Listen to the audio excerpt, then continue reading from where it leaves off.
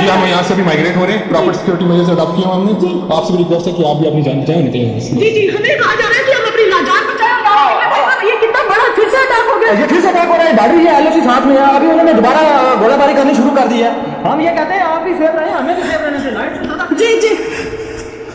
City के पास 3 drone गिराए गए हैं, ये बड़ा अपडेट आप तक पहुंचा रहे हैं। एक के बाद एक इस तरीके की खबरें सामने आना ये इस तरफ इशारा करती है कि पाकिस्तान आखिर चाहता क्या है।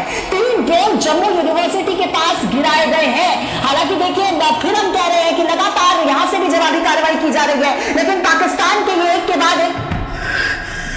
गाड़ी की लाइट भी बंद कर दो please. Ji ji ji ji, light. तो देखिए हमारी सहयोगी जो है वो ऐसे हालात में रिपोर्टिंग कर रही हैं और पल पल की अपडेट हम तक आप तक पहुंचा रही है कि वहां पर क्या चल रहा है, कैसी परिस्थितियां हैं। वो ट्रैवल भी कर रही है, अपने आप को आप भी सेफ रहिए, अपने आप को भी सुरक्षित रखिए और साथ ही साथ वो खबर भी बता रही है कि कैसे वहां से लोगों का निकलना शुरू हो गया, क्योंकि लगातार शेलिंग हो रही है और लोगों को सेफ रखना बहुत जरूरी है। इसलिए वहां से लोगों को हटाया जा रहा है, लोग जा रहे हैं क्षेत्र को छोड़ करके और हमारी सहयोगी जो है वो लगातार अपडेट वहां से पहुंचा रही है। उनके पास हम जाएंगे, उनसे अपडेट भी हम लेते रहेंगे। लेकिन इस बीच पंजाब के अमृतसर में ब्लैकआउट हो गया, लगातार सायरन बज रहे हैं। जैसलमेर में लगातार सायरन बज रहे हैं। ड्रोन अटैक की खबर वहां से निकलकर सामने आ रही है। जम्मू यूनिवर्सिटी जो है उसके पास 3 ड्रोन गिराए गए हैं। ये कर्नल साहब एक चीज और है, ये केवल हमारे सैन्य ठिकानों को निशाना नहीं बना रहे, बल्कि आम लोगों को, आम नागरिकों को भी निशाना बनाने की कोशिश हो रही है। कैसे देख रहे हैं सर? देखिए आप बिल्कुल सही कह रहे हैं कि आप इसको जैसलमेर, जम्मू या पठानकोट मत समझिए। आप अपना ध्यान लाइन ऑफ कंट्रोल पे ले जाइए, जहां पिछले 15 दिनों से शदीद गोलाबारी चल रही है और कैजुअलिटीज हो रही हैं, लोग घर छोड़ के जा रहे हैं। आपने खुद अभी विजुअल्स दिखाए पुंछ के। तो ये चीज हम एक तरीके से वॉर में आ गए हैं। अभी इसके अंदर में कोई पीछे जाने का रास्ता नहीं है। पाकिस्तान ने आज के अटैक के बाद कह दिया है कि पाकिस्तान को हमारा चैलेंज मंजूर है।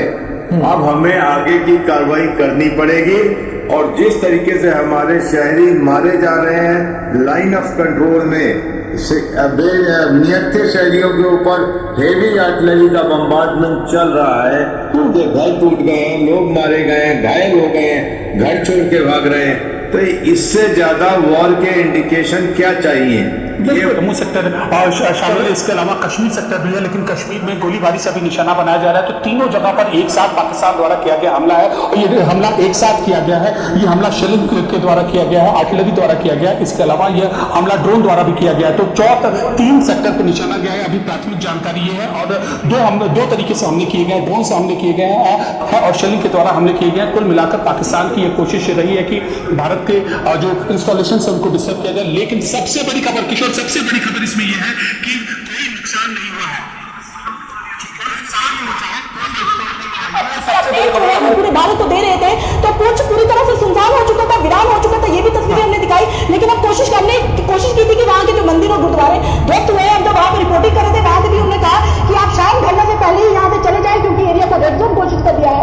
लेकिन अब देखिए किस तरीके से यहाँ पर जो है लोगों की अपना तकलीफ थी, वो जो लोग सड़कों पर हमें मिले, उन्होंने थोड़ी नाराजगी भी बताई कि हमें कैमरा की लाइट को ऑन की, वहीं लाइट से बात की।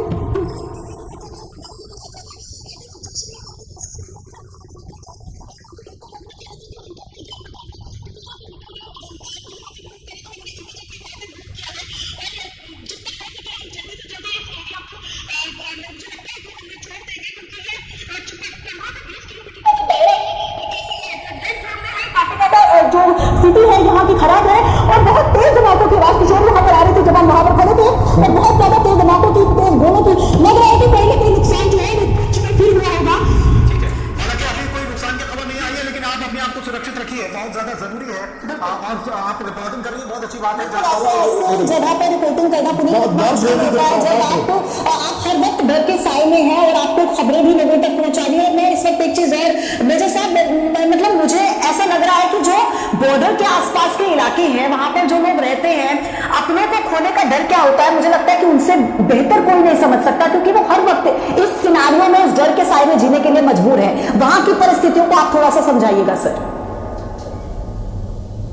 पाकिस्तान के बीच में बॉर्डर एरियाज हैं लाइन ऑफ कंट्रोल पर, यहाँ तक कि इंटरनेशनल बॉर्डर के ऊपर कभी न कभी भारत और पाकिस्तान के गोलाबारी के शिकार होते रहे।